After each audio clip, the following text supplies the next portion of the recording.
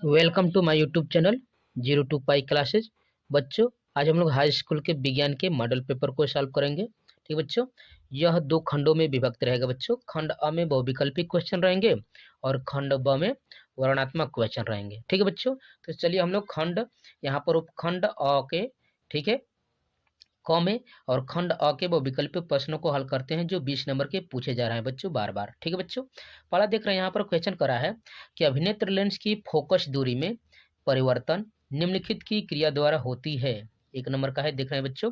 पहला दिया है पुतली के द्वारा, बी दिया है दृढ़ पटल के द्वारा, सी दिया है पश्चमाभी पेशिया और डी दिया है परिनलिका। तो पहले का क्या आंसर हो जाएगा बच्चों? इसका कौन सा हो जाएगा आपका? अभिनेत्र लेंस की फोकस दूरी में परिवर्तन किसके द्वारा होता है बच्चों? तो इसका आंसर क्या हो जाएगा? तो इसका आंसर हो जाएगा आपका बच्चों सी हो जाएगा, पश्चमाभी, ठीक है, पेशिया द्वारा। ठीक है बच्चों, इसका आंसर क्या हो जाएगा? पश्चमाभी पेशिया द्वारा। ठीक है बच्चों, इस तरह से आपका यह क्वेश्चन का आंसर हुआ। ठीक है बच्चों, दूसरा कह रहा है यहाँ पर क्वेश्चन देख रहे हैं बच्चों अच्छे से। ठीक है, वह दर्पण जो वस्तु का सीधा और विवर्धित प्रतिबिंब दे सकता है, इसमें से कौन सा है? ठीक है बच्चों, ए दिया है अवतल दर्पण, बी दिया है उत्तल दर्पण, सी दिया है समतल दर्पण और डी दिया है ए तथा सी दोनों का। तो दूसरे क्वेश्चन का क्या हो जाएगा बच्चों? यहाँ पर सीधा प्रतिबिंब कह रहा है, सीधा और प्रवर्धित, यहाँ पर विवर्धित प्रतिबिंब की बात कर रहा है बच्चों, देख रहे हैं अच्छे से। ठीक है, तो इसका आंसर क्या हो जाएगा बच्चों? बी का। यहाँ पर दूसरे का, तो बी आंसर हो जाएगा आपका उत्तल दर्पण। ठीक है बच्चों, सीधा कौन सा बना देगा बच्चों? उत्तल दर्पण। इसका कौन सा आंसर हो जाएगा बच्चों? यहाँ पर बी हो जाएगा। ठीक है, उत्तल दर्पण। ठीक है, यहाँ पर देख रहे हैं बच्चों तीसरे क्वेश्चन को। ठीक है बच्चों, ध्यान देंगे तीसरे क्वेश्चन के। यहाँ पर करा है वायु में अपवर्तनांक 2.5 वाले कांच की प्लेट में प्रकाश प्रवेश करता है, तब कांच में प्रकाश की चाल क्या होगी? यहाँ पर अपवर्तनांक बच्चों दिया है तीसरे का, यहाँ पर दिया 1.2 × 10⁸ मीटर प्रति सेकेंड, बी दिया है 4 × 10⁸ मीटर प्रति सेकेंड, सी दिया है 3.2 × 10⁸ मीटर प्रति सेकेंड और डी दिया है 1.4 × 10⁸ मीटर प्रति सेकेंड। तो तीसरे का आंसर क्या हो जाएगा बच्चों? 2.5। यहाँ पर अपवर्तनांक दिया है पहले से, तो इसका आंसर क्या हो जाएगा बच्चों? तो तीसरे का आंसर हो जाएगा आपका ए हो जाएगा। ठीक है बच्चों, 1.2 × 10⁸ मीटर प्रति सेकेंड। ठीक बच्चों, तो आप अध्ययन कर रहे हैं 02 पाई क्लासेस के चैनल पर। यहाँ पर 9, 10, 11, 12 के सभी विषयों की तैयारी फुल डिटेल और कंसेप्ट के साथ कराई जाती है बच्चों, इसलिए आप 02 पाई क्लासेस के परिवार के साथ जुड़िए। ठीक है बच्चों, और वीडियो को लाइक शेयर सब्सक्राइब जरूर कीजिए। ठीक है बच्चों, चलिए अगले क्वेश्चन को हम लोग बढ़ते हैं। ठीक है, चौथे क्वेश्चन की ओर। चौथा क्वेश्चन देखेंगे बच्चों, करा है एक उत्तल दर्पण की फोकस दूरी 10 सेंटीमीटर है, जो वस्तु के आधे आकार का प्रतिबिंब प्राप्त करने हेतु वस्तु की दर्पण से दूरी होगी। फोकस दूरी बच्चों दिया है 10 सेंटीमीटर और कह रहा कि वस्तु के आधे आकार का प्रतिबिंब हमको प्राप्त करना है, तो वह दर्पण से उसकी दूरी कितनी होनी चाहिए? चौथे क्वेश्चन का ए दिया है -10 सेंटीमीटर, बी दिया है -20 सेंटीमीटर, सी दिया है आपका -30 सेंटीमीटर और डी दिया है -40 सेंटीमीटर। तो चौथे का कौन सा आंसर हो जाएगा बच्चों? तो चौथे का पहला विकल्प हो जाएगा आपका ए हो जाएगा। ए -10 सेंटीमीटर की दूरी पर रखेंगे तो वह वस्तु के आधे के यहाँ पर प्रतिबिंब प्राप्त होगा। ठीक है बच्चों, या चौथे का कौन सा हो जाएगा बच्चों? आपका आंसर ए हो जाएगा। ठीक है बच्चों, -10 सेंटीमीटर। पांचवा क्वेश्चन का रहा है बच्चों, एक अवतल लेंस की फोकस दूरी 2 मीटर है, तो लेंस की क्षमता होगी। लेंस की क्षमता बच्चों पूछ रहा है, डायोप्टर में पूछ रहा है बच्चों। ए दिया है प्लस 0.5 डायोप्टर, यहाँ पर बी दिया है प्लस यहाँ पर 5 डायोप्टर, सी दिया है -50 डायोप्टर और डी दिया है -0.5 डायोप्टर। तो यहाँ पर फोकस दूरी इसकी कितने बच्चों? 2 मीटर। मीटर को सेंटीमीटर में चेंज करेंगे। ठीक बच्चों, यहाँ से कितना हो जाएगा? तो यहाँ से करेंगे हल तो कितना हो जाएगा बच्चों? तो इसका आंसर क्या हो जाएगा आपका चौथे का? पांचवे का कौन सा आंसर हो जाएगा बच्चों इनमें से? तो पांचवे का आंसर हो जाएगा आपका ए ही। ठीक है बच्चों, यानी कि 0.5 डायोप्टर आपका आंसर हो जाएगा। ठीक है बच्चों, यहाँ पर पांचवे का कौन सा हो जाएगा बच्चों आंसर? 0.5 डायोप्टर प्लस में। ठीक है बच्चों, चलिए क्वेश्चन नंबर छठवें की ओर बढ़ते हैं। छठवें क्वेश्चन को देखेंगे बच्चों, यहाँ पर कह रहा है छठवा, यदि 60 सेंटीमीटर वस्तु ऊंची वस्तु 8 सेंटीमीटर की फोकस दूरी के उत्तल लेंस से 12 सेंटीमीटर की दूरी पर रखी है, तो वस्तु के प्रतिबिंब की स्थिति होगी। 7 सेंटीमीटर ऊंची वस्तु है, ठीक है बच्चों। 8 सेंटीमीटर ये फोकस दूरी है और लेंस से कितनी दूरी पर रखिए गया बच्चों, 12 सेंटीमीटर का।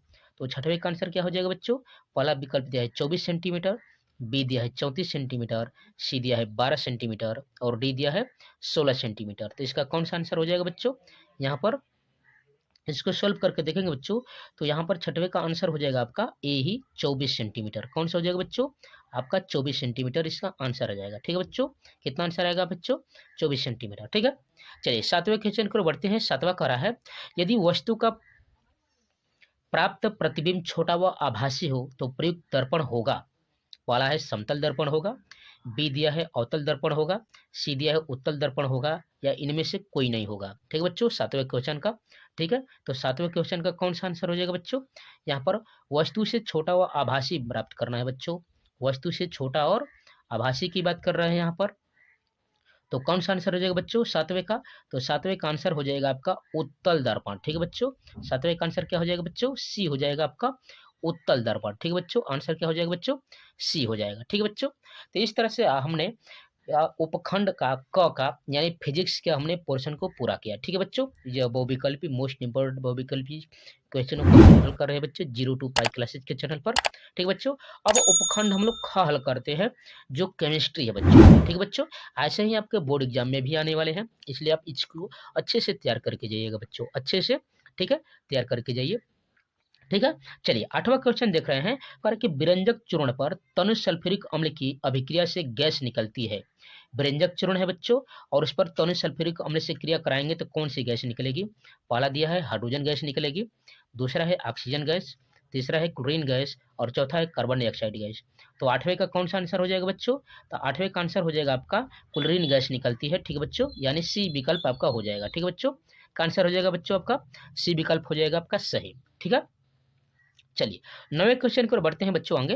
कह रहा कि जल को जीवाणु रहित बनाने के लिए उपयोगी पदार्थ है जो इनमें से है, या जो चारों विकल्प है बच्चों इनमें से कौन सा है जो उपयोगी है जीवाणु रोधी करने के लिए जल को। ठीक है बच्चों, यानी इसको मिलाने से जीवाणु रहित हो जाएगा, उसमें जीवाणु नष्ट हो जाएंगे जल का।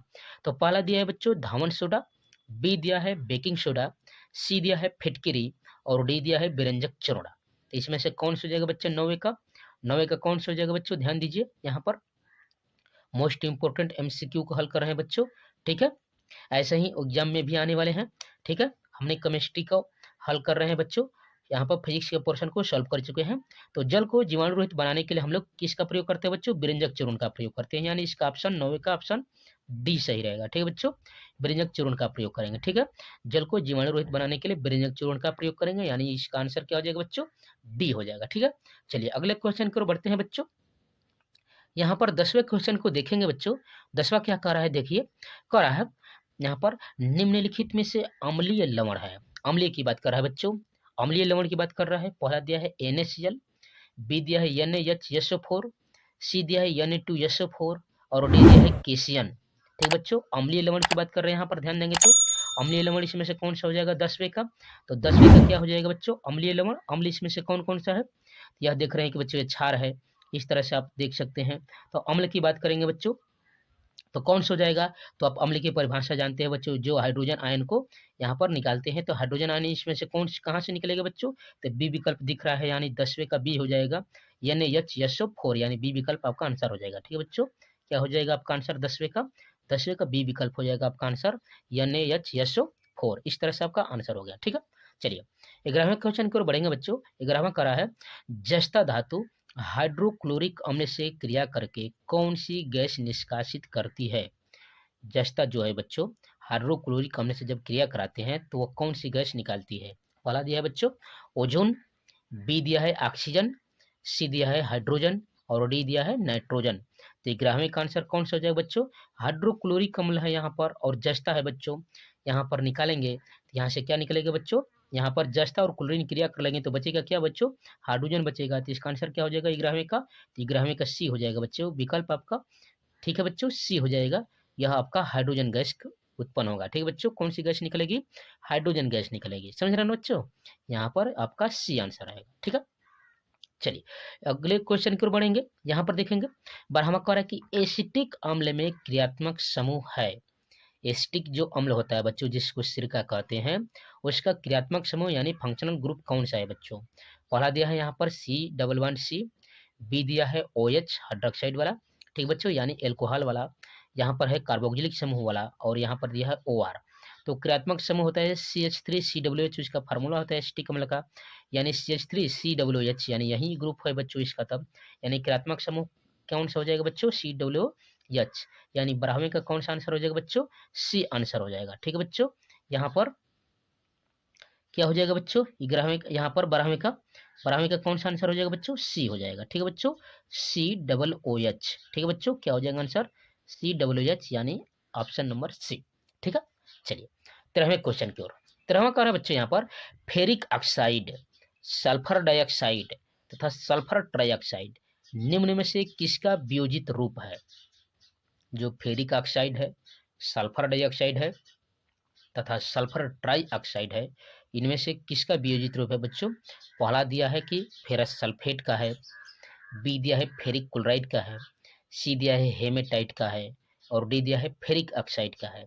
13वें का आंसर कौन सा हो जाएगा बच्चों? फेरिक ऑक्साइड, सल्फर डाइऑक्साइड और सल्फर ट्राइऑक्साइड, यानी यह किसका आंसर हो जाएगा बच्चों? इसका यह कौन सा विकल्प हो जाएगा बच्चों? तो वो यह 13वें का आंसर हो जाएगा आपका यहाँ पर ए, फेरस सल्फेट। ठीक है बच्चों, कौन सा हो जाएगा बच्चों? फेरस सल्फेट आंसर हो जाएगा। क्या हो जाएगा बच्चों? Ferrous sulphate. ठीक है, यह कौन सा आंसर हो जाएगा? यह फेरस सल्फेट, यानी विकल्प नंबर ए हो जाएगा आपका। कौन सा हो जाएगा बच्चों? विकल्प नंबर ए आंसर आपका सही रहेगा। ठीक है बच्चों, चलिए अगले क्वेश्चन की ओर बढ़ते हैं हम लोग बच्चों। तो आप अध्ययन कर रहे हैं बच्चों 0 to पाई क्लासेज के चैनल पर। यहाँ पर 9, 10, 11, 12 के सभी विषयों की तैयारी फुल डिटेल और कंसेप्ट के साथ कराई जाती है बच्चों। ठीक है, इसलिए आप इस परिवार के साथ जुड़िए, और वीडियो का प्लेलिस्ट आपको मिल जाएगा वीडियो में। यदि चैनल पर जाकर आप देखते हैं तो वहाँ पर मॉडल पेपर और जो भी यहाँ पर है उसके बारे में देख सकते हैं। हाई स्कूल, यहाँ पर इंटर के, यानी 9, 10, 11, 12 के सभी विषयों की तैयारी फुल डिटेल के साथ कराई जा रही है बच्चों, इसलिए आप इस परिवार के साथ जुड़िए। ठीक है, तो चलिए अगले क्वेश्चन को हम लोग बढ़ते हैं बच्चों और इसको सॉल्व करते हैं। 14वें क्वेश्चन को देख रहे हैं बच्चों, यहाँ पर अब आपका आ गया उपखंड ग, और यहाँ से हम लोग पढ़ेंगे बच्चों बायोलॉजी का ऑप्शन देखेंगे। ठीक है बच्चों, हमने सॉल्व कर लीजिए बच्चों, फिजिक्स को सॉल्व कर लिया, ठीक है बच्चों, केमिस्ट्री को सॉल्व कर लिया, अब यहाँ पर बायोलॉजी के देख रहे हैं बच्चों। यहाँ पर 14वें क्वेश्चन को करा है, छोटी आंत में अवशोषण का तल बढ़ाने के लिए कौन सी रचनाएं पाई जाती है? ठीक है बच्चों, छोटी आंत का जो अवशोषण होता है उसके तल को बढ़ाने के लिए इसमें से कौन सी रचना होती है? ए दिया है चूषक ग्रंथिया, बी दिया है जठर ग्रंथिया, सी दिया है आपका रसांकुर, और डी दिया है अवशोषक ग्रंथिया। तो 14 का क्या आंसर हो जाएगा बच्चों? तो यहाँ आपको मालूम है कि छोटी जो आंत होता है उसमें क्या पाए जाते हैं बच्चों? रसांकुर पाए जाते हैं। ठीक है बच्चों, तो इसका आंसर क्या हो जाएगा आपका? सी विकल्प हो जाएगा। ठीक है बच्चों, रसांकुर होता है। ठीक है, यहाँ पर इसका आंसर क्या हो जाएगा? 14 का सी हो जाएगा। ठीक है, चलिए 15 क्वेश्चन को देख रहे हैं बच्चों, आप अच्छे से ध्यान देंगे तो ठीक है, यहाँ पर अच्छे से ध्यान दीजिए। 15 क्वेश्चन कर रहा है, निम्नलिखित चित्र में ए से डी को पहचानिए, यानी ए है, बी है, सी है और डी है, इसका क्रम क्या है बच्चों? यह चित्र आप अच्छे से ध्यान दीजिएगा, इस चित्र को देखिए और इसको पहचानिए और इसका सीरियल वाइज सीरियल बताइए कि क्या होगा आंसर।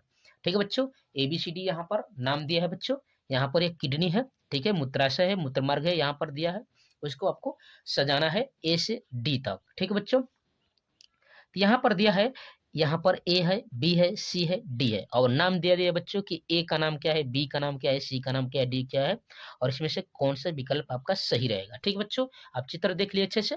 ठीक है, तो चलिए, तो हम लोग देख रहे हैं जो ए हो बच्चों, जो ए वाला जो आप पार्ट देख रहे हैं, ठीक है, उसको हम लोग कहते हैं बच्चों यहाँ पर अधिवृक्क ग्रंथि। जो ये वाला आप देख रहे हैं यहाँ पर, ये वाला इस वाला भाग को हम लोग कहते हैं अधिवृक्क ग्रंथि। ठीक है बच्चों, इसको क्या कहते हैं? अधिवृक्क ग्रंथि। जो बी वाला भाग है इसको तो आपको मालूम है बच्चों, यह बी वाला भाग कहलाता है मूत्र वाहिनी। यह बी वाला जो यहाँ पर यह दोनों ओर का दिया है बच्चों, यह क्या कहलाता है? मूत्र वाहिनी कहलाता है। और इसको तो आप जानते हैं किडनी है। ठीक है बच्चों, और इधर सी दिया है यहाँ पर कटा हुए भाग को, यहाँ पर कटे हुए वाले भाग में इसकी बात कर रहे हैं बच्चों यहाँ पर, तो यह इसको कहते हैं वलकुट, और यह जो डैश डैश आपको हल्का हल्का दिख रहा है इसको नेफ्रॉन बोलते हैं इसको बच्चों, इसको नेफ्रॉन बोलते हैं। जो सी वाला जो पूछ रहा है यह वाला भाग, उसको क्या बोलते हैं बच्चों? वलकुट बोलते हैं। ठीक बच्चों, और डी वाला यहाँ पर देख रहे हैं, तो डी वाला आपको दिख रहा है बच्चों मूत्र मार्ग, यह क्या कहलाता है बच्चों? मूत्र मार्ग। तो हम लोग देख लेंगे कि इसका विकल्प कौन सा होगा बच्चों।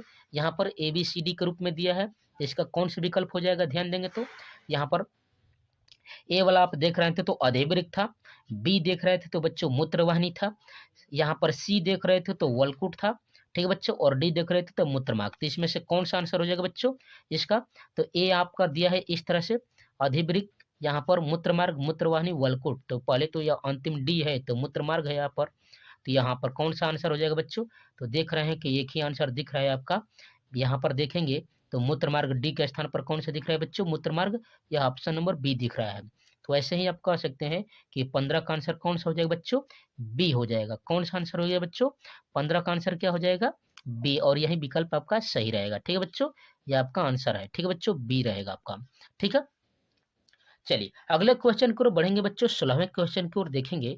तो 16वां क्या कर रहा है बच्चों, ध्यान देंगे। ठीक है, 16वां देखेंगे, कह रहा है पौधों में जड़ों से पत्तियों तक पहुंचाता है, पानी पहुंचाता है, कौन ऐसा है।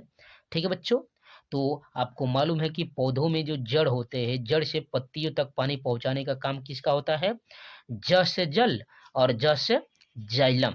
ठीक है बच्चों, ज से जल और ज से जाइलम, इस ट्रिक को याद रखिएगा। पौधों में जड़ों से जो पत्तियों तक पानी पहुंचाने का काम है, तो याद रखिएगा ज से जल और ज से जाइलम, यानी पौधों में जाइलम का कार्य है बच्चों जड़ों से पत्तियों तक पानी पहुंचाना। तो पहला देख ही रहे हैं विकल्प बच्चों, पहला दिया है फ्लोएम द्वारा, बी दिया है जाइलम द्वारा, सी दिया है मूलरोम द्वारा, और डी दिया है वाहिनियों द्वारा। तो अभी मैं बताया ज से जल और ज से जाइलम, तो इसका आंसर क्या हो जाएगा बच्चों, विकल्प बी रहेगा। 16 का आंसर क्या हो जाएगा बच्चों, विकल्प बी आपका हो जाएगा जाइलम द्वारा। ठीक है बच्चों, तो आप अध्ययन कर रहे हैं बच्चों 02 पाई क्लासेज के चैनल पर। यहाँ पर 9, 10, 11, 12 के सभी विषयों की तैयारी फुल डिटेल के साथ कंसेप्ट बाय कंसेप्ट कराई जाती है। इसलिए आप इस परिवार के साथ 02 पाई परिवार के साथ जुड़िए बच्चों। ठीक है, और वीडियो को लाइक कीजिए, शेयर कीजिए, सब्सक्राइब कीजिए। ठीक है बच्चों, और जो भी क्वेरी हो आप कमेंट बॉक्स में कमेंट कर सकते हैं। ठीक है बच्चों, और भी विषयों की अभी की तैयारी करना है बच्चों, तो वीडियो का प्लेलिस्ट आपको मिल जाएगा, चैनल पर आप जाकर देख सकते हैं। ठीक है, चलिए 17वें क्वेश्चन को देख रहे हैं बच्चों। कह रहा है यहाँ पर 17वां, कह रहा है कि अप्रकाशिक अभिक्रिया होती है, अप्रकाशिक अभिक्रिया होती है 17 वाले में। ए दिया है माइटोकॉन्ड्रिया में, बी दिया है हरित लवक में, सी दिया है हरित लवक के स्ट्रोमा में, और डी दिया है कोशिका के केंद्रक में। 17 का कौन सा आंसर हो जाएगा बच्चों, अप्रकाशिक अभिक्रिया किसमें होती है बच्चों, तो हरित लवक के स्ट्रोमा में होती है, यानी 17 का कौन सा आंसर होगा बच्चों, तो देख रहे हैं कि ऑप्शन सी दिख रहा है यहाँ पर हरित लवक के स्ट्रोमा में। तो आंसर इसका क्या हो जाएगा बच्चों, सी हो जाएगा। क्या हो जाएगा बच्चों, आंसर इसका सी हो जाएगा। ठीक है, चलिए 18वें के आगे बढ़ते हैं हम लोग बच्चे, 18वें क्वेश्चन की ओर बढ़ते हैं। ठीक है, देख रहे हैं अच्छे से, ध्यान देंगे तो। ठीक है, कर 18वां, मेंडल ने अपने प्रयोग हेतु मटर के कौन से लक्षण का चुनाव नहीं किया था। नहीं, बात ध्यान दीजिएगा बच्चों, मोस्ट इंपोर्टेंट है, नहीं की बात कर रहा है बच्चों। ठीक है, यहाँ पर पहला दिया है पुष्पों का रंग में, बी दिया है बीजों के आकार में, सी दिया है पौधों की लंबाई में, और डी दिया है पत्तियों की आकृति में। तो 18 का कौन सा हो जाएगा बच्चों, तो आप देखेंगे मंडल वाले लिस्ट निकाल कर, तो पुष्पों का रंग उन्होंने देखा था। ठीक है बच्चों, बीजों का आकार झुर्रीदार गोलवाद देखा था, पौधों की लंबाई बौना लंबा की बात कर रहा था, यानी पत्तियों की आकृति को उन्होंने नहीं देखा था। तो इसका आंसर कौन सा हो जाएगा बच्चों 18 का, 18 का आपका डी आंसर हो जाएगा। ठीक है बच्चों, क्या आंसर हो जाएगा आपका, डी आंसर सही रहेगा बच्चों, इसी का चुनाव उन्होंने नहीं किया था। ठीक है बच्चों, 19 बढ़ते हम लोग, कर कि आरएनए में कौन सा नाइट्रोजनी क्षारक नहीं पाया जाता है, आरएनए। ठीक है बच्चों, आरएनए की बात कर रहा है। ठीक है, पहला दिया है थाइमिन, बी दिया है एडिनिन, सी दिया है यूरेसिल, और डी दिया है ग्वानिन। ठीक है बच्चों, तो याद रखिएगा एडीसी, एडी सी के यहाँ पर है, इस तरह से देखेंगे तो आरएनए की बात कर रहा है बच्चों, डीएनए की बात नहीं कर रहा है। तो यहाँ पर 19 का कौन सा आंसर होगा बच्चों, तो यहाँ पर नहीं पाया जाता की बात कर रहा है बच्चों, नाइट्रोजनी क्षारक नहीं पाया जाता, यानी इसमें से कौन सा ऐसा है जो नाइट्रोजनी क्षारक नहीं है, वो फास्फोरिल वाला है। ठीक है बच्चों, तो यहाँ पर कौन सा है, तो आपका थाइमिन वाला है। 19 का क्या हो जाएगा बच्चों, ए हो जाएगा, थाइमिन वाला है यह। ठीक है, जो थाइमिन आपका आंसर है, या फास्फोरस वाले में आता है, और ये सभी क्या बच्चों, ये नाइट्रोजनी क्षारक होते हैं। ठीक है, चलिए अंतिम क्वेश्चन वो विकल्पी का देखते हैं। कह रहा है कि प्रतिवर्ती क्रिया का उदाहरण है, प्रतिवर्ती क्रिया का उदाहरण कौन सा है बच्चों, हृदय का धड़कना, रुधिर परिसंचरण, सी दिया है पलक झपकाना, और डी दिया है ये सभी। तो यहाँ पर कह रहा है कि प्रतिक्रिया का, ठीक है बच्चों, प्रतिक्रिया, यहाँ पर प्रतिवर्ती क्रिया का उदाहरण बच्चों बताना है। तो यहाँ पर आपका हो जाएगा 20 का विकल्प सी हो जाएगा, ठीक है बच्चों, या 20 का विकल्प कौन सा हो जाएगा, विकल्प पलक झपकाना हो जाएगा, ठीक है बच्चों। चलिए अगला क्वेश्चन की ओर बढ़ते हैं हम लोग। इस तरह से हम लोग बहुविकल्पी क्वेश्चनों को 20 नंबर का जो मोस्ट इंपोर्टेंट बहुविकल्पी क्वेश्चन आ रहे हैं बच्चों, इनको हमने सॉल्व किया। अब हम लोग बढ़ते हैं खंड ब पर, जो वर्णात्मक प्रश्न रहते हैं बच्चों। चलिए इसको सॉल्व करते हैं, ठीक है बच्चों, हल करते हैं। देखेंगे पहला क्वेश्चन इसका, ठीक है बच्चों। यहाँ पर देखेंगे, यहाँ पर अब खंड आ गया आपका व, वर्णात्मक प्रश्न यानी उपखंड क का, ठीक है बच्चों, फिजिक्स पर। क्वेश्चन नंबर 1 यहाँ पर क्वेश्चन पहला है, कर है संलग्न चित्र में अवतल दर्पण पर आपतित किरणों 1 व 2 के लिए परावर्तित किरणें आरेख खींचिए, और इस तरह से दिया है बच्चों, ठीक है, यहाँ पर इस तरह से दिया है और इसको बताना है, ठीक है बच्चों। यहाँ पर देख रहे हैं बच्चों अच्छे से, ठीक है, ध्यान दीजिएगा। चलिए इसको हम लोग हल करते हैं, इसका आंसर लिखते हैं। खंड ब का देखेंगे बच्चों, यहाँ पर पहला क्वेश्चन करा था, तो देखेंगे यहाँ पर लिखेंगे, चूंकि अवतल दर्पण के मुख्य फोकस से होकर जाने वाली प्रकाश किरण दर्पण से परावर्तित होकर मुख्य अक्ष के समांतर हो जाती है, तथा वक्रता केंद्र से होकर जाने वाली प्रकाश किरण परावर्तन के पश्चात उसी मार्ग पर लौट जाती है, अतः अवतल दर्पण पर आपतित किरणें 1 व 2 के लिए परावर्तन किरण आरेख संलग्न इस तरह से है, आप देख रहे हैं चित्र में, ठीक है बच्चों, अच्छे से ध्यान दीजिएगा। यही आपका चित्र है और इसी की बात कर रहा था खींचने के लिए, ठीक है बच्चों। यह पहले क्वेश्चन का आंसर था, ठीक है बच्चों, जो वर्णात्मक पूछ रहा है बच्चों, ठीक है। चलिए अगले क्वेश्चन को बढ़ते हैं बच्चों, देखते हैं इसका अगला क्वेश्चन।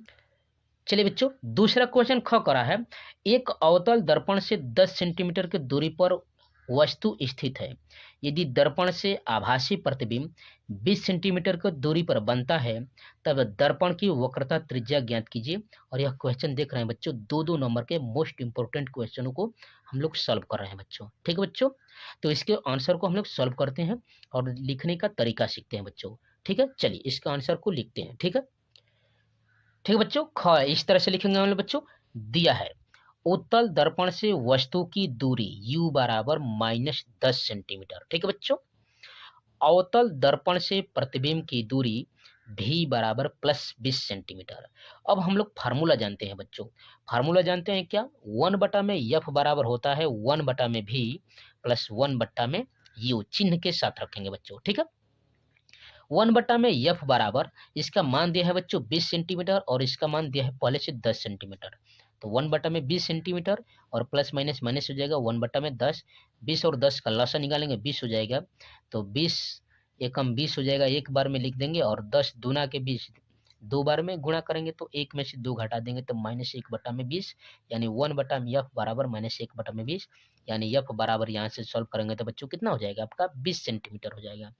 चूंकि पूछ रहा था दर्पण की वक्रता त्रिज्या, तो r बराबर हम लोग जानते हैं बच्चों 2f होता है। r बराबर वक्रता त्रिज्या बराबर क्या होता है बच्चों 2f, f फोकस दूरी है, तो 2 गुणे 20 रखेंगे तो कितना हो जाएगा बच्चों 40 सेंटीमीटर। यह यहाँ पर देख रहे हैं माइनस है, यहाँ पर प्लस कैसे हो गया, तो आभासी प्रतिबिंब के लिए हम लोग क्या लेते हैं बच्चों, धनात्मक चिन्ह का प्रयोग करना चाहिए, ठीक है बच्चों। क्या लेते हैं हम लोग, धनात्मक चिन्ह का प्रयोग करते हैं, तो इस तरह से आपका यह आंसर हुआ, ठीक बच्चों। चलिए अगले क्वेश्चन को सॉल्व करते हैं, हल करते हैं, देखते हैं बच्चों। देख रहे हैं बच्चों दूसरे क्वेश्चन का क रहा है, दूसरे क्वेश्चन का क, दैनिक जीवन में विसरित परावर्तन के 2 उपयोग बताइए। और यह भी 2 नंबर का क्वेश्चन पूछ रहा है बच्चों, यह 2 नंबर का है, आप ऐसे ही लिख कर आइएगा बच्चों बोर्ड के एग्जाम में, ठीक है बच्चों। हमें उम्मीद है आपकी तैयारी बहुत जोर जबरदस्ती के साथ चल रही होगी, जोरों शोरों के साथ चल रही होगी, ठीक है बच्चों, आप अच्छे से तैयारी में लगे हुए होंगे, ठीक है बच्चों। तो दैनिक जीवन में विसरित परावर्तन के उपयोग को हम लोग लिखते हैं, सॉल्व करते हैं बच्चों, ठीक है। यहाँ पर देखेंगे बच्चों, यहाँ पर कहा है विसरित परावर्तन के 2 उपयोग निम्नलिखित है। पहला दिया बच्चों, कमरे की खिड़की में लगा यहाँ पर खुरदरा कांच सूर्य के प्रकाश का विसरित परावर्तन करता है, जो हमें ज्यादा चकाचौंध से बचाता है, ठीक है बच्चों। दूसरा है अखबार खुरदरे व सस्ते कागज पर छापे जाते हैं, जिससे उस पर पड़ने वाले प्रकाश का विसरित परावर्तन हो सके तथा उसके छोटे छोटे अक्षरों को सुगमता पूर्वक पढ़ा जा सके। इस तरह से आपके 2 उपयोग थे विसरित परावर्तन के, ठीक है बच्चों।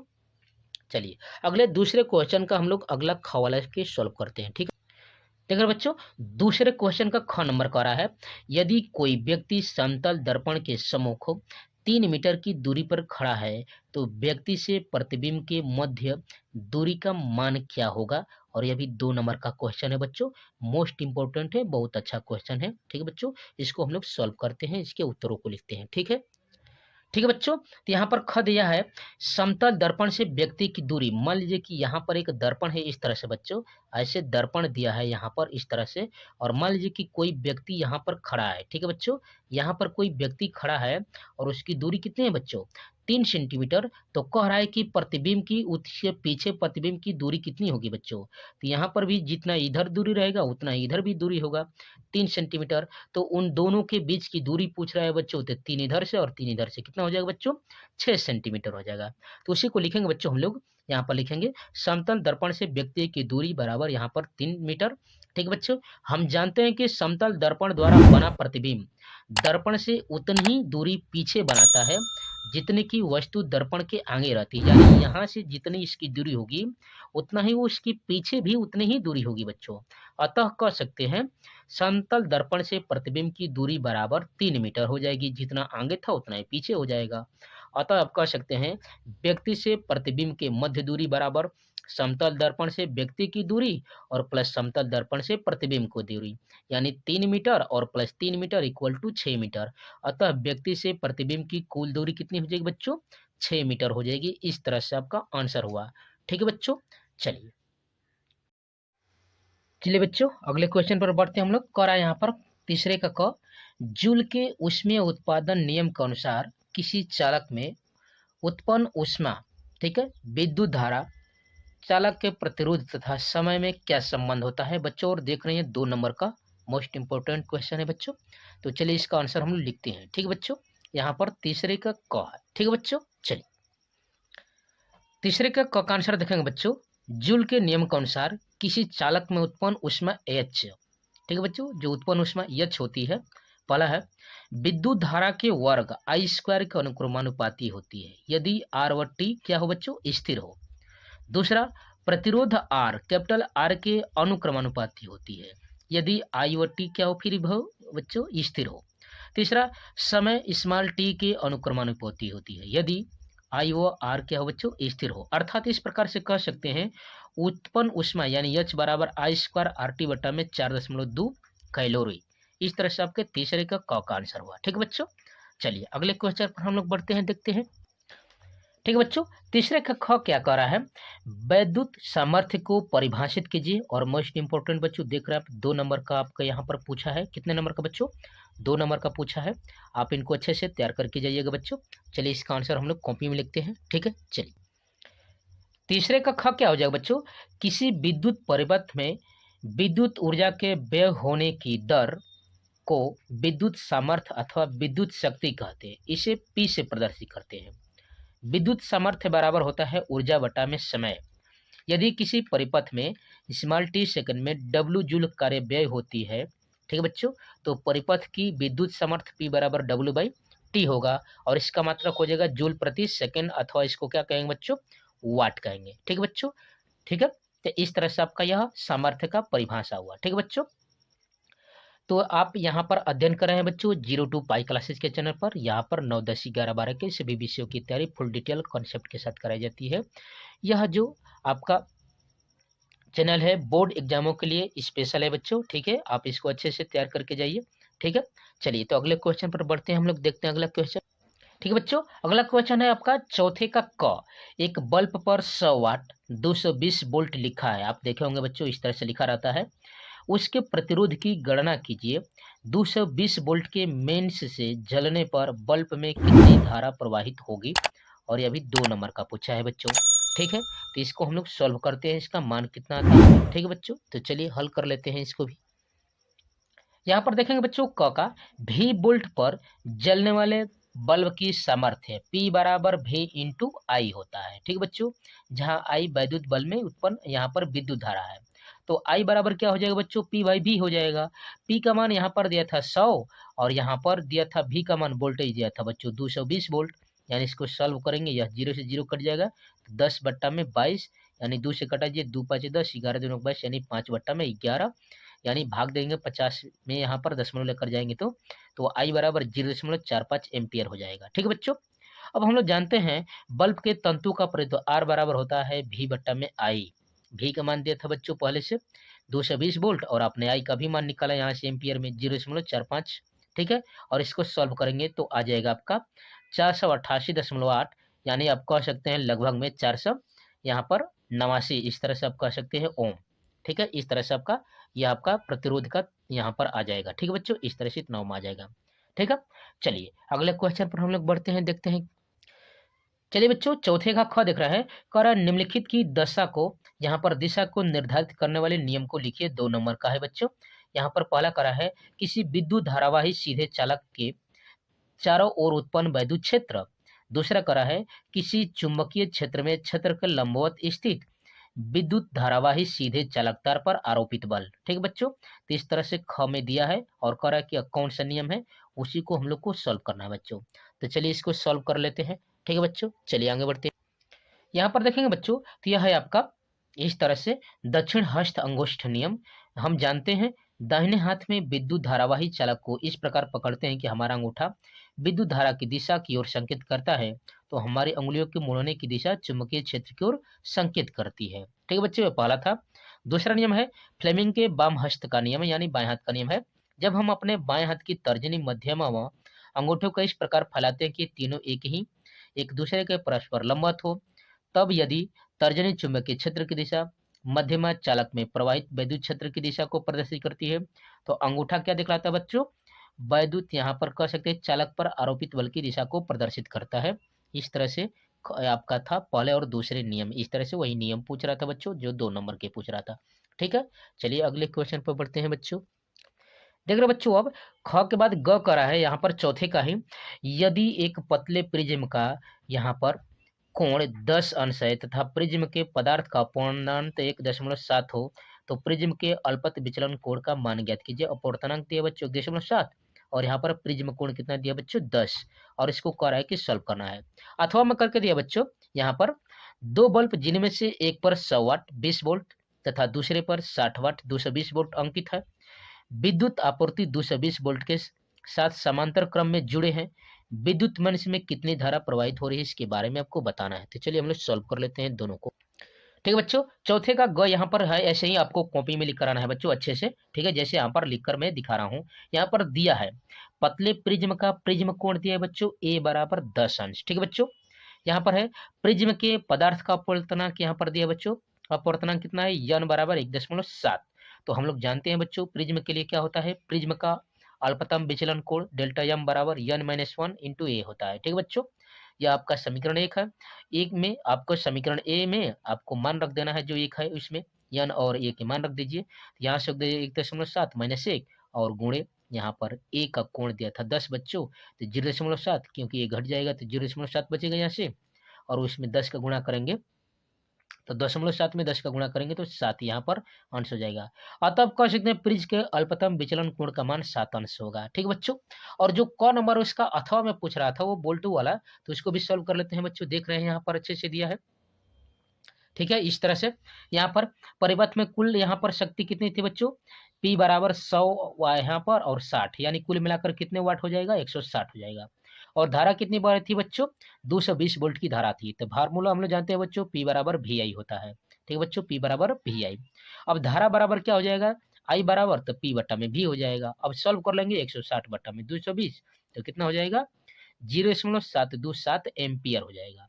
ठीक है बच्चों, अब पहले बल्ब का प्रतिरोध R1 बराबर तो V1 स्क्वायर बट्टा में P1। अब यहाँ पर V मान दिया है बच्चों, V का स्क्वायर यहाँ पर करेंगे 220 इंटू 220 और बट्टा में P सामर्थ्य इसका दिया था बच्चों 100, यानी सॉल्व करेंगे तो 400 यहाँ पर 84 ओम हो जाएगा। दूसरे बल्ब का प्रतिरोध यानी R2 बराबर V2 का यहाँ पर स्क्वायर बट्टा में P1, वैसे सॉल्व करेंगे तो इसका आ जाएगा यहाँ पर 806.7 ओम हो जाएगा। ठीक है बच्चों, वैसे ही यहाँ पर इन दोनों का परिणामी निकालेंगे प्रतिरोध तो 1 बट्टा में R, क्योंकि समांतर क्रम में जोड़ना था बच्चों, क्या करना था इसको समांतर क्रम में, तो 1 बट्टा में R बराबर 1 बट्टा में R1 प्लस 1 बट्टा में R2। इन दोनों को सॉल्व करके यहाँ पर हल करेंगे तो R बराबर कितना आ जाएगा बच्चों, यहाँ से इन दोनों को सॉल्व करके देखिए कितना आएगा। यहाँ से सॉल्व करेंगे तो यहाँ से हो जाएगा 1/r बराबर 16/4840, और यहाँ से तब r बराबर कितना हो जाएगा बच्चों, तो उलट जाएगा यहाँ से 4840/16, और इसको सॉल्व कर देंगे तो 302.5 ओम। ठीक है बच्चों, तो पहले बल्ब द्वारा ली गई धारा बराबर I1 बराबर V1/R1, तो इस तरह से आपका हो जाएगा 220/484, तो 0.454 एम्पियर हो जाएगा पहले बल्ब के लिए। वैसे ही दूसरे बल्ब के लिए दिए गए बच्चों कैसे, तो यहाँ से हो जाएगा बच्चों दूसरे बल्ब द्वारा ली गई धारा I2 बराबर 220 बटा में यहाँ पर 806.7 बराबर यहाँ पर 0.272 एम्पियर। इस तरह से आपने देखा। ठीक है बच्चों, इस तरह से आपका सॉल्यूशन हुआ। ठीक है, चलिए अगले क्वेश्चन पर बढ़ते हैं हम लोग बच्चों। चलिए बच्चों यहाँ पर देखते हैं अगला। कह रहा है निकट दृष्टि दोष से पीड़ित एक व्यक्ति अधिकतम 50 मीटर की दूरी तक देख सकता है। सही दृष्टि के लिए उसे किस क्षमता व किस प्रकृति का लेंस प्रयोग करना चाहिए, उसकी गणना करना है। और यह भी आपका 2 नंबर है, और इससे पहले वाला क्वेश्चन बच्चों उतना लंबा था इसलिए 4 नंबर का क्वेश्चन पूछा था। ठीक है बच्चों, क्योंकि इसमें कई सवाल आ गए थे। ठीक है, इस तरह से आपका 4 नंबर का था। तो चलिए हम लोग ख को देख लेते हैं। ठीक है बच्चों, इसके बाद हम लोग केमिस्ट्री को सॉल्व करेंगे। चलिए देख लेते। तो ख का देखेंगे बच्चों, u बराबर इनफाइनाइट है, v बराबर -50 मीटर है, f बराबर मालूम नहीं है, यही पूछ रहा था फोकस दूरी। तो 1 में f बराबर 1 में v माइनस 1 में u। ठीक है बच्चों, और मान रखिए सॉल्व करेंगे तो 1 में f बराबर आ जाएगा -1 में 50, यानी f बराबर कितना हो जाएगा बच्चों 50 मीटर। अतः लेंस की फोकस दूरी बराबर कितना हो जाएगा बच्चों -50, और माइनस फोकस किसका होता है बच्चों, तो अतः लेंस का होगा। अब लेंस की क्षमता डायोप्टर में निकालेंगे तो P बराबर होता है 1 में f बराबर 1 में -50 बराबर 0.05 डायोप्टर। अतः व्यक्ति को -0.02 डायोप्टर के अवतल लेंस का प्रयोग करना चाहिए। इस तरह से इसका सॉल्यूशन हुआ। ठीक है बच्चों, चलिए बच्चों अब केमिस्ट्री खंड आपका उपखंड ख है। कह रहा है निम्न अभिक्रियाओं के लिए संतुलित रासायनिक समीकरण लिखिए तथा अभिक्रिया का प्रकार भी लिखिए। पहला है नाइट्रोजन गैस की हाइड्रोजन गैस से उत्प्रेरक की उपस्थिति में 773 केल्विन पर अभिक्रिया द्वारा अमोनिया गैस बनना। दूसरा है सोडियम हाइड्रोक्साइड विलयन की एसिटिक अम्ल से अभिक्रिया द्वारा सोडियम एसिटेट तथा जल का बनना। तीसरा है एथेनॉल को एथेनोइक अम्ल के साथ सांद्र सल्फ्यूरिक अम्ल की उपस्थिति में गर्म करने पर एथिल एस्टेट का बनना। और चौथा दिया बच्चों एथीन की वायु की उपस्थिति में दहन क्रिया द्वारा कार्बन डाइऑक्साइड जल उष्मा तथा प्रकाश का उत्पन्न होना। और ये एक नंबर के कितने बच्चों है, आपका 4 नंबर का क्वेश्चन दिया है बच्चों। ठीक है, तो चलिए इसको सॉल्व कर लेते हैं, हम लोग हल कर लेते हैं बच्चों। ठीक है बच्चों, इस प्रकार के रिएक्शनों को मैं सॉल्व करा चुका हूं बच्चों, आप जाकर प्लेलिस्ट से देख सकते हैं वीडियो को। ठीक है, पहला यहाँ पर nitrogen plus hydrogen equal to उत्प्रेरक के रूप में अमोनिया इस तरह से निकालेंगे। ठीक है बच्चों, यह जो एक है यह संयोजन अभिक्रिया है, यह रिडक्स अभिक्रिया भी कहलाती है। दूसरा है सोडियम हाइड्रोक्साइड और एसिटिक अम्ल के साथ हम लोग क्रिया कराएंगे, यहाँ पर CH3COO यानी सोडियम फॉर्मेट और प्लस जल बनेगा। ठीक है बच्चों, यह अभिक्रिया उदासीनीकरण तथा द्विविस्थापन दोनों के अंतर्गत रखी जाती है। तीसरा है C2H5OH एथिल अल्कोहल और प्लस एसिटिक अम्ल। ठीक है बच्चों, रिएक्शन कराएंगे सांद्र सल्फ्यूरिक अम्ल की उपस्थिति में, यहाँ पर बनेगा CH3COO C2H5 प्लस जल बनेगा। ठीक है बच्चों, यह जो अभिक्रिया कहलाती है द्विविस्थापन का उदाहरण कहलाती है। ठीक है, इसके बाद हम लोग C2H4 एथेन की बात करेंगे, प्लस ऑक्सीजन के साथ अभिक्रिया कराएंगे बच्चों, तो कार्बन डाइऑक्साइड और जल मिलेगा और प्लस उष्मा और प्रकाश मिलेगा। यह जो अभिक्रिया कहलाती है उपचयन अभिक्रिया के साथ साथ उष्माक्षेपी भी कहलाती है बच्चों। इस प्रकार के रिएक्शनों को मैं सॉल्व करा चुका हूं बच्चों, जाकर आप यहाँ पर मॉडल पेपर में देख सकते हैं। तो आप अध्ययन कर रहे हैं बच्चों 02 पाई क्लासेज के चैनल पर, यहाँ पर 9, 10, 11, 12 के सभी विषयों की तैयारी फुल डिटेल और कंसेप्ट के साथ कराई जाती है बच्चों। इसलिए आप 02 पाई परिवार के साथ जुड़िए, वीडियो को लाइक कीजिए, शेयर कीजिए और सब्सक्राइब जरूर कीजिए। ठीक है बच्चों, चलिए अगले क्वेश्चन पर बढ़ते हैं। ठीक है बच्चों, छठवें क्वेश्चन का देख रहे हैं। कह रहा है छठे का पौधे पर लगे अंगूर में किण्वन क्रिया नहीं होती, जो कि पौधे से अलग होने पर उनका किण्वन क्रिया का जाना संभव है। ठीक है बच्चों, वे कौन सी दशा है जिसमें अंगूरों का किण्वन होता है, क्या एक भौतिक परिवर्तन है अथवा रासायनिक परिवर्तन। इसका ख पूछ रहा है जुगनू रात में ही क्यों चमकते हैं बच्चों। और ये 2 नंबर का यह भी क्वेश्चन था बच्चों, यहाँ पर 2 नंबर का क्वेश्चन था। ठीक है, तो चलिए इसको सॉल्व कर लेते हैं बच्चों। ठीक है, ठीक है बच्चों, यहाँ पर छठवें का क है, जब अंगूर पौधे से जुड़े रहते हैं तब उन्हें निरंतर ऑक्सीजन प्राप्त होती रहती है, अतः उनकी कोशिकाओं में वायवीय श्वसन की क्रिया होती रहती है। परंतु किण्वन एक अवायवीय श्वसन की प्रक्रिया है जो ऑक्सीजन की अनुपस्थिति तथा विशेष प्रकार के एंजाइमों जो ईस्ट में उपस्थित होते हैं की उपस्थिति में ही संपन्न होती है। अतः अंगूर के पौधों से अलग होने पर ही यह संभव है। क्योंकि यह किण्वन एक रासायनिक अभिक्रिया होती है। यहाँ पर इस तरह से दिया है C12H22O11, यहाँ पर है बच्चों, ठीक है, ग्लूकोज और प्लस जल इक्वल टू, यहाँ पर बना है कार्बन डाइऑक्साइड और प्लस एल्कोहल बना है और प्लस उष्मा निकली है। दूसरा पूछ रहा था बच्चों कि जुगनू रात में ही क्यों यहाँ पर चमकते हैं, तो ख है, जुगनू में एक विशेष प्रकार का फास्फोरस युक्त प्रोटीन होती है जो विशेष एंजाइम की उपस्थिति में ही आपका वायवीय उपचयन अभिक्रिया करती है जिसको स्फुरदीप्त कहती है। इस अभिक्रिया में दृश्य प्रकाश उत्पन्न होता है जिसके कारण जो जुगनू होते हैं रात के ही समय क्या बच्चों होते हैं, चमकते हुए समझ में आते हैं, दिखाई देते हैं, आप देखे होंगे अच्छे से। ठीक है बच्चों, तो आपके लिए यह मॉडल पेपर है, आपके लिए इतना कंटेंट प्रोवाइड किया जा रहा है बच्चों, इसलिए आप इस 02 पाई क्लासेज के चैनल के साथ जुड़िए। ठीक है, वीडियो को लाइक कीजिए, शेयर कीजिए, ठीक है बच्चों, और सब्सक्राइब जरूर कीजिए। तो चलिए अगले हम लोग क्वेश्चनों पर बढ़ते हैं। ठीक है बच्चों, यहाँ पर देखेंगे 7वें क्वेश्चन को, तो कह रहा है कि निम्न पदों का वर्णन कीजिए तथा प्रत्येक का एक एक उदाहरण दीजिए। संचारण, तो संचारण को मैं आपको पिछले वीडियो में पढ़ा चुका हूँ बच्चों, आप इसको जाकर प्लेलिस्ट से देख सकते हैं चैनल पर। दूसरा भी यहाँ पर हो चुका है बच्चों इस तरह से। अब कह रहा है कि निम्न का यहाँ पर अथवा करके दिया है, ये 3-3 नंबर के 6 नंबर के क्वेश्चन है बच्चों, देख रहे हैं आप अच्छे से, इसको तैयार करके जाएंगे तो एग्जाम में आपको 6 नंबर मिलेंगे। कह रहा है निम्न का सामान्य गुण तथा संरचना बताइए, यहाँ पर हीरा का और ग्रेफाइट का। ठीक है बच्चों, और ख इसका कह रहा है निम्न के संरचनात्मक सूत्र लिखिए, 2 हाइड्रोक्सी पेंटेनोइक अम्ल और 1,3 डाई ब्यूटाडाइन। यहाँ पर इस तरह से बताना हो, यह भी 6 नंबर के क्वेश्चन पूछेगा बच्चों। तो चलिए हम लोग सॉल्व कर लेते हैं इसको भी। देख रहे हैं बच्चों, इस तरह से हीरा है और यहाँ पर इसकी इस तरह से आप पढ़ सकते हैं बच्चों, अच्छे से देख लीजिएगा अच्छे इसको अच्छे से, और इस तरह से हीरा का आप चित्र बना सकते हैं। ठीक है बच्चों, वैसे ही ग्रेफाइट की बात कर रहा था, तो ग्रेफाइट को आप ऐसे बच्चों बना सकते हैं इस तरह से। ठीक है बच्चों, आप अच्छे से इसको ऐसे तैयार करके जा सकते हैं। ठीक है, चलिए ठीक है बच्चों, इस तरह से आप इसको तैयार करके जाइएगा ग्रेफाइट का, और यह उसकी संरचना है इस तरह से। ठीक है बच्चों, और वहां पर वो संरचना पूछ रहा था, यहाँ पर यह आपकी संरचना है यह। ठीक है, इस तरह से आपकी उसकी संरचना है। चलिए ठीक बच्चों, अब हम लोग आ गए उपखंड ग में, और यहाँ पर यह दिया है 8वां क्वेश्चन का। मैं इसको अच्छे से स्लाइड बनाकर सिखा चुका हूँ बच्चों, फिर भी आपको मैं दिखा देता हूँ। इन क्वेश्चनों को अच्छे से ध्यान दीजिए, देख लीजिए अच्छे से, ठीक है, और इसको तैयार करके जाइएगा। ठीक है बच्चों, इस तरह से आपके 6-6 नंबर के दिए हैं, 4-4 नंबर के दिए हैं। चलिए बच्चों, इसका आंसर मैं दिखा देता हूँ। ठीक है, इस तरह से इसका आंसर है बच्चों, आप देख सकते हैं। ठीक है, इसको अच्छे से तैयार करके जाइए, बोर्ड एग्जाम में आपको ऐसे ही आने वाले हैं। इस तरह से आप इसको लिख दीजिएगा। ठीक है बच्चों, ठीक है, इस तरह से आप इसको लिख दीजिए। ठीक है, इस तरह से आप ऐसे इसको लिख दीजिएगा। ठीक है, चित्र बना सकते हैं इस तरह से। ठीक, आप देख रहे हैं बच्चों इस तरह से, देखिए यहाँ पर जो भी दिया है, नासा द्वार, मुख द्वार, कंठ दिया है।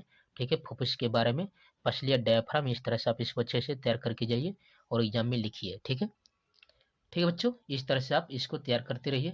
ठीक है, मैं आपको उत्तर दिखा रहा हूँ बच्चों, इस तरह से आप, ठीक है, ठीक है बच्चों, इस तरह से तैयार करके जाइएगा लसिका गांठों लिम्फ के बारे में। ठीक है, प्रतिरक्षा एंटीबॉडी के बारे में। ठीक, ठीक है बच्चों, इस तरह से तैयार करते जाइएगा। ठीक है, इसको मैं अच्छे से पढ़ा चुका हूँ बच्चों पिछले वीडियो में, आप वहाँ से जाकर देख सकते हैं। ठीक है बच्चों, इस तरह से आप अच्छे से तैयार कर सकते हैं। ठीक है, ठीक है, इस तरह से। तो thanks for watching my video. यदि यह वीडियो अच्छा लगे लाइक कीजिए, शेयर कीजिए, और 02 पाई क्लासेज के चैनल को जरूर से जरूर सब्सक्राइब कीजिए। जय हिंद।